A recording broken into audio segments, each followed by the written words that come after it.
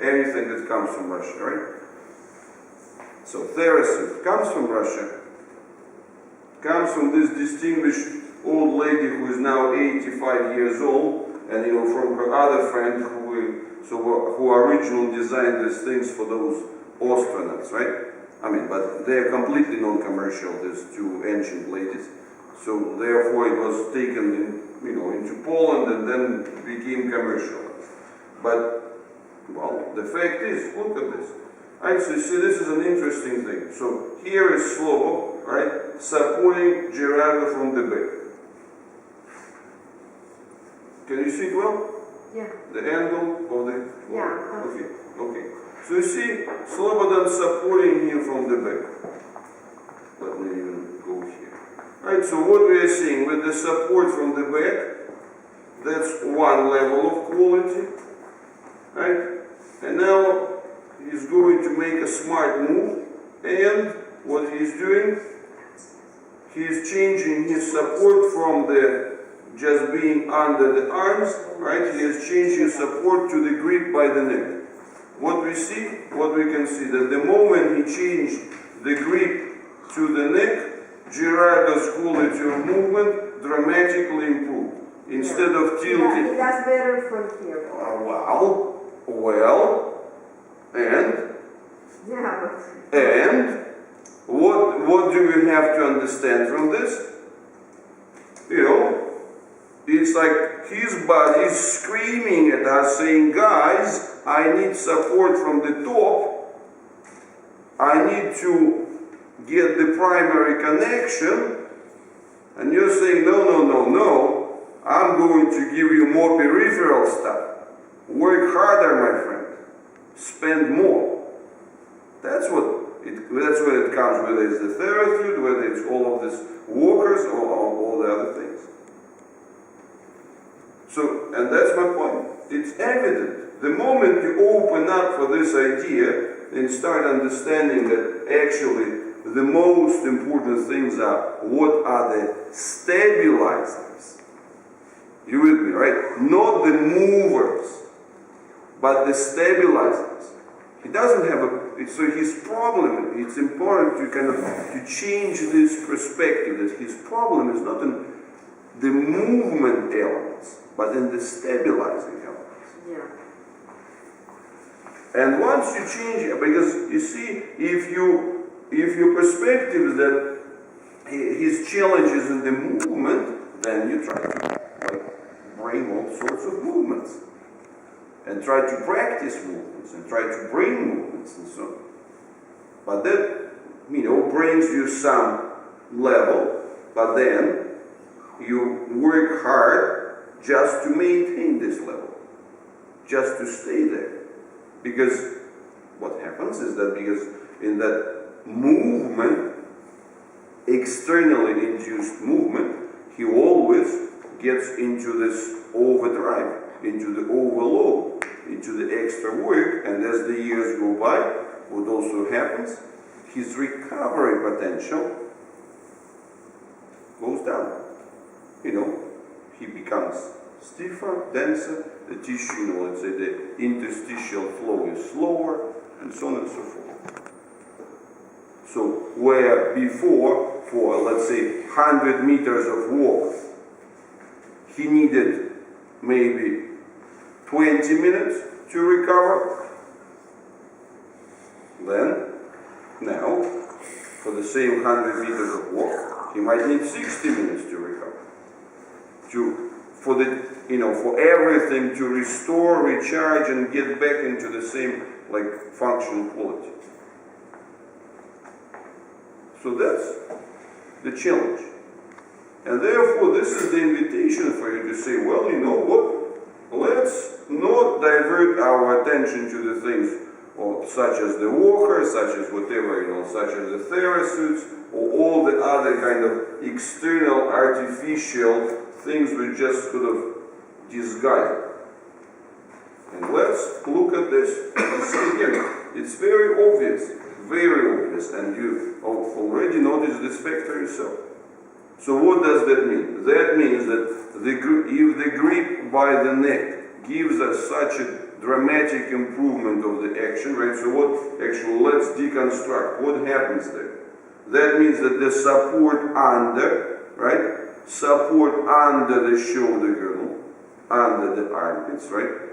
So it doesn't connect him, doesn't help the integration well enough within the vertebral column. So it's below, right? And it's horizontal. So this one is above and it's vertical, right? So this is, oops. See, this is below. Let me see.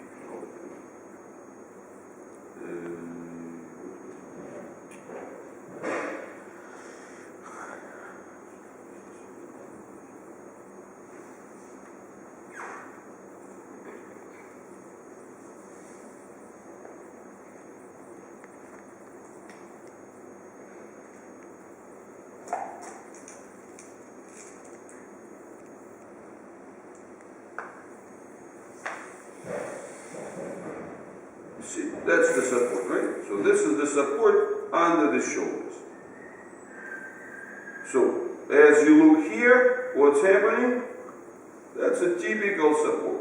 Typical support. I specifically, I cut down the legs so that you can see what's happening. So that's the effort.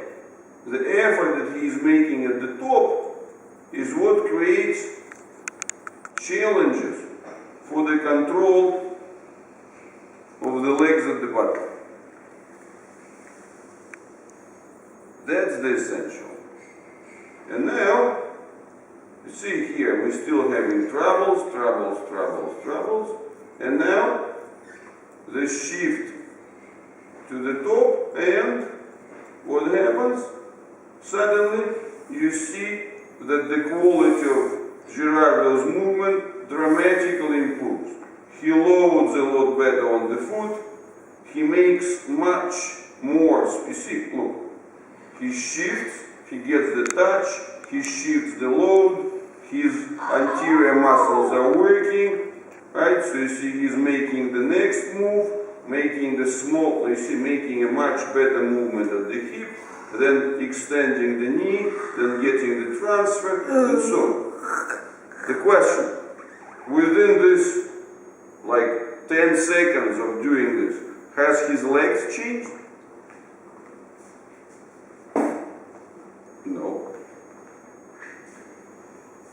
So what has changed is the quality of the support, like it is the grip, is where it comes from. So that means, but once we understand this, so you should realize, oh, maybe it makes sense for us, instead of trying to get more load into his legs or do any other tricky business things, well, maybe it makes sense for us to invest in these areas which give him this stability, which is being the core of his action.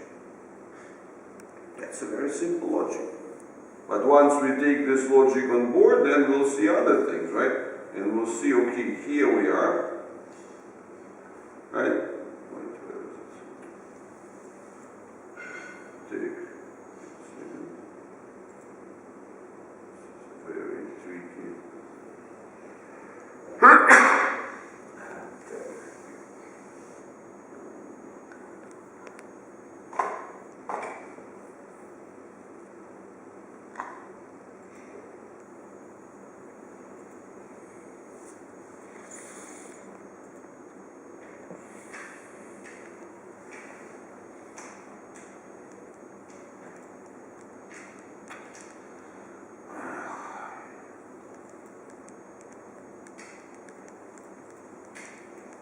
I'm sorry. This is genuinely a good program which allows you to see several things at once, but in that respect, it's not. So you see, look again. I'm showing you this thing. Now, from the same perspective, what is the other area? The other area, right? So what we see here, what is the big challenge? What is the big challenge? Before the leg collapses, right? So you see here, we can see this total picture.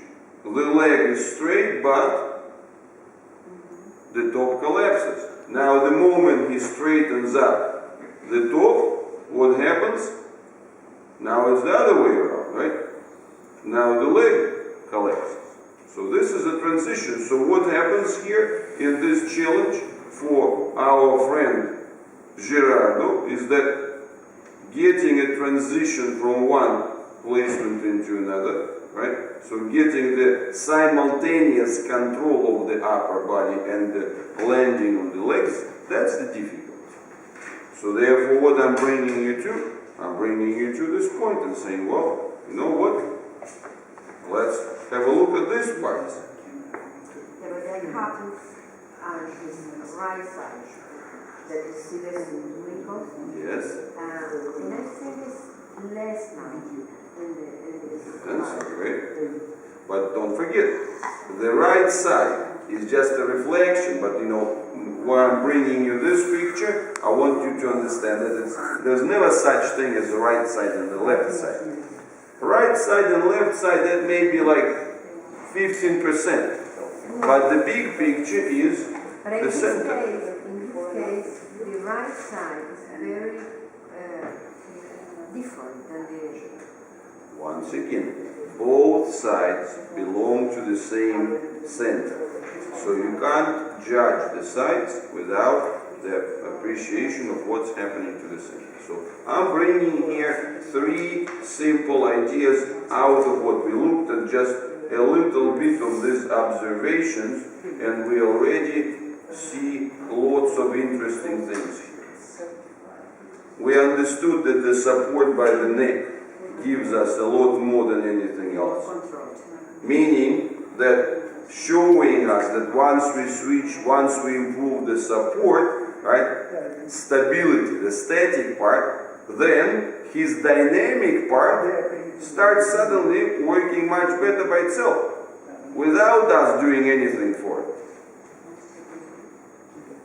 Then we saw that the support above the shoulders, right? So you see vertical support again gives him a lot more than the horizontal, because you see, if you think about it from the perspective of support, come over here. You see, if I support this young lady under the shoulders, I obviously give her a lot more support, like relax and lean on me, right? You just like pretend that you have fallen asleep, right? So you see, this is a lot more of the support, and this is just a grip. You know, think about it. If you're lifting something from the ground, what would be easier? To do this or to do it like this, right? So obviously this way it's a lot more weight, it's a lot more support, but somehow that support is less effective for you. Thank you very much. So, and then we also saw that the waistline level and the leg level, they're also connected, right? So once again we saw the same story, that the moment that these two are linked with each other. So in this way we keep, you know, as we look at these simple things, we should understand that exactly the primary message.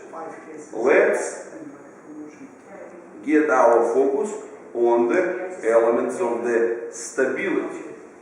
But also, once we get this focus on the elements of the stability, then we have to understand the other thing is that as he will be changing, as he changes at the level of the top and at the level of the stability, then the way he performs actions will undergo certain transformation, which, you know, he will start using different muscles, he will start different modalities, he might experience periods, you know, just conceptually you have to understand it. Sometimes he will get through the periods when he's not as stable, or he maybe just prefers to rest rather than to do action. That's something to respect. Rest is good, my friend. Yeah. Rest is very good. Yeah.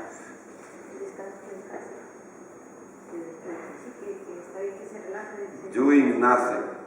resting, not action, resting. Because That's what he prefers. oh, well, but you see, once again, I understand that you are very involved, very active, very dedicated mother. But the thing where the word idleness, rest, doing nothing is not really going well with you. But I want to bring you a little perspective here. You have to understand this interesting thing, is that when he is doing nothing externally, the activity of the internal things, the repairs, recovery, and so on, they are the most active. See, actually, when we are asleep, it doesn't mean that we are off. Actually, it's the other way around. From the internal perspective, from the activity of your recovery, recharge, transformation, tissue repairs, healing, and all these things, that's the most active time. And it's important to understand that in general, he needs more of this. So that's why, if I sort of sum it up, I want to give you just this simple message, is that you see it here, we'll see it further, that what we, that he has